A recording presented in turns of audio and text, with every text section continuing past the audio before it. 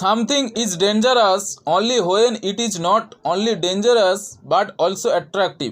কিছু জিনিস বেশ বিপজ্জনক যখন এগুলো শুধুমাত্র বিপজ্জনক নয় বরং আকর্ষণীয়।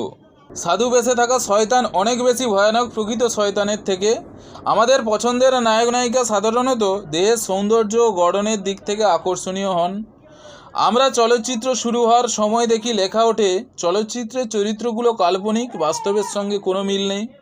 কিন্তু এ কথাগুলো আমাদের খেয়াল থাকে না। সিনেমার নায়ক নায়িকার সৌন্দর্যে বাচনভঙ্গিতে আমরা ভুলে যাই আমরা সিনেমা দেখছি। কথায় তো বলা হয় চলচ্চিত্র সমাজের দর্পণ, কিন্তু বর্তমান দিনে চলচ্চিত্র অর্থের দর্পণ। বেশিরভাগ সিনেমার মূল লক্ষ্য অর্থ রোজগার করা। এতে সমাজের ওপর কীরকম প্রভাব পড়বে সেদিকে তাদের কোনো নজর থাকে না। সিনেমা বিনোদনের মাধ্যম, কিন্তু আমরা সিনেমাকে জ্ঞান অর্জনের মাধ্যম করে ফেলেছি, যে কারণে সিনেমা থেকে জ্ঞান অর্জন করে বাস্তব জীবনে কাজে লাগাতে চাই। এর ফলে বাস্তব জীবনে বারবার সমস্যার সম্মুখীন হতে হয়। সিনেমার নায়ক যেভাবে সমাজের হিরো হিসাবে নিজেকে প্রতিষ্ঠিত করে, আমরাও সেভাবে নিজেদেরকে নায়ক হিসাবে প্রতিষ্ঠিত করতে চাই, যা বাস্তবের সাথে মেল খায় না। সিনেমার এই আকর্ষণীয় হিরো বাস্তবের মাটিতে নামলে যে বিপজ্জনক পরিস্থিতি তৈরি হবে সে কথা ভুলে গিয়ে আমরা বিপদে পড়ে যাই। সিনেমার নায়িকাকে কোটি কোটি টাকা খরচ করে দেহে সৌন্দর্য বর্ধন করতে হয়, কিন্তু আমরা বাস্তব জীবনে নিজেদের প্রেমিকা কিংবা স্ত্রীর মধ্যে একই সৌন্দর্যের আশা করে বিপদে পড়ে যাই। আমরা ভুলে যাই সিনেমার নায়িকার মূল কাজ দেহের সৌন্দর্য বাড়ানো, আর বাড়ির স্ত্রী বা প্রেমিকার মূল কাজ দেহের সৌন্দর্য বাড়ানো নয়, বরং ফ্যামিলি কিংবা অফিসের কাজ সামলানো। নায়ক নায়িকার দেহের সৌন্দর্যে প্রভাবিত হয়ে ভুলেই যাই তারা বিনোদনকারী। তারা চলচ্চিত্র থেকে বেরিয়ে বাস্তব জীবনে বিপজ্জনক প্রোডাক্ট সেল করেন, কিন্তু আমরা বুঝতেই পারি না। যেহেতু আমরা আকর্ষণীয় জিনিস দেখার জন্য আতুর থাকি, তাই এরা দ্বিগুণ উৎসাহে টাকার জন্য যা তা বিজ্ঞাপন দেয়। এরা দেহ দেখিয়ে দেখিয়ে আমাদের কাছে দেহের গুরুত্ব অনেক বাড়িয়ে দিয়েছে। এরা মনের ওপর গুরুত্ব দেয়নি, যে কারণে আমরাও দেহকে গুরুত্ব দিই কিন্তু চেতনাকে গুরুত্ব দিই না। দেহের যে সৌন্দর্যের জন্য আমরা বিচার করার ক্ষমতা হারিয়ে ফেলি, সেই দেহের সৌন্দর্য আর কতদিন থাকে? কয়েক বছরের মধ্যে বয়সের ছাপ পড়ে যায়, চামড়ার মোলায়েম ভাব দূর হয়ে যায়, খসখসে ভাব চলে আসে, চামড়া কুঁচকে যায়।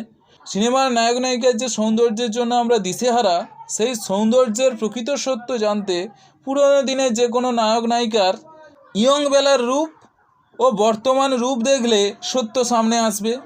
ইয়ং বেলার রূপে যে সৌন্দর্য তা বৃদ্ধ বয়সের নায়ক নায়িকার মধ্যে নেই। আমরা ভ্রমে থাকি, যে কোনো ছেলে মেয়ের প্রেমে পড়ে যাই প্রথম দেখাতে, যাকে বলে লাভ অ্যাট ফার্স্ট সাইট। আমরা রূপ দেখে বিচার করার ক্ষমতা হারিয়ে ফেলি। বাহ্যিক রূপ কিছু বছর ভালো লাগতে পারে, বাহ্যিক রূপ দিয়ে বন্ধুবান্ধব বা সমাজের কাছে প্রেমিক প্রেমিকাকে শো অফ করানো যেতে পারে, কিন্তু বাহ্যিক রূপ দিয়ে একে অন্যের চেতনার সাথে বাঁচা সম্ভব নয়। আমরা দেহের সৌন্দর্যে ফেঁসে গিয়ে বিপদ ডেকে আনি, আর সিনেমা আমাদের দেহের সৌন্দর্যের সত্য বলতে চায় না, কারণ আম জনসাধারণ দেহের মোহ থেকে বেরিয়ে এলে বুদ্ধু বানানোর সিনেমা চলবে না। অন্যের গাড়ি বাড়ি দেখে আমরা ভাবি প্রকৃত খুশির ঠিকানা গাড়ি বাড়ি। আমরা কখনো জানতে চাই না গাড়ি বাড়ি কি সত্যি মনের টানাপোড়েন দূর করে। আমরা সারা জীবন গাড়ি বাড়ির জন্য গাধার মতো পরিশ্রম করে চলি, কিন্তু যদি এক মুহূর্ত প্রকৃত শান্তির ঠিকানা জানার চেষ্টা করতাম তাহলে প্রকৃত শান্তিও মিলত, আর সারা জীবন গাধার মতো পরিশ্রম করতেও হতো না।